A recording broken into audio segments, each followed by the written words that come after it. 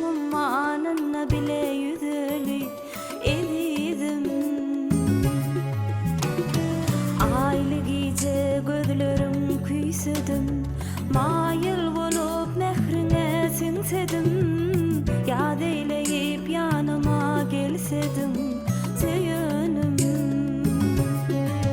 Senin adın yüreğimin törüne yazarın, sevgin ovazını sen ne duyuyorsun? Qaytalap qaytalap söyleyen diyerin edidim. Canım otlara salan sadıma, bağıtım bolup gelsene yanıma. Sevgi sadın çalalı gel bile söyünüm. Canım benim söyün yüreğim senden özgü küysemez. Yanımda bol hemişe nurana geceler, umut bilen karaya yoluna bu dideler. Canım sevginin elemine aylanalı biz bile, düşümde huşumda hıyalımda sendine. Asmana yıllar bahşeday sen bana.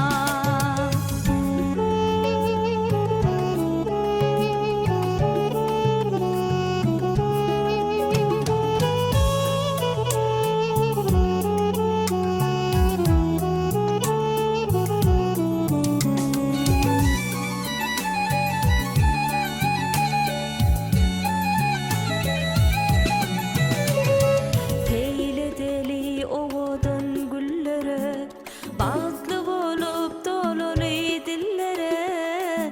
Yüreğim diyerdine sendine edidim. Nurlu keşfim yatlap alyan demim, sonra sen aylı gecelerim. Aydarı sevgimizin aydımın edidim. Senin adın yüreğimin törüne yazarın, sevgin ovazını sen ne duyuyorsun? Qaytalap qaytalap söyleyen diyerin edidim. Canım otlara salan sadıma, bağıtım bolup gelsene yanıma. Sevgi sadın çalalı gel bile söyünüm. Canım benim söyün yüreğim senden özgü küysemez. Yanımda bol hemişe nurana geceler, umut bilen karaya yoluna bu dideler. Canım sevginin elemine aylanalı biz bile, düşümde huşumda hıyalımda sendine. Asmana yıllar bahşeday sen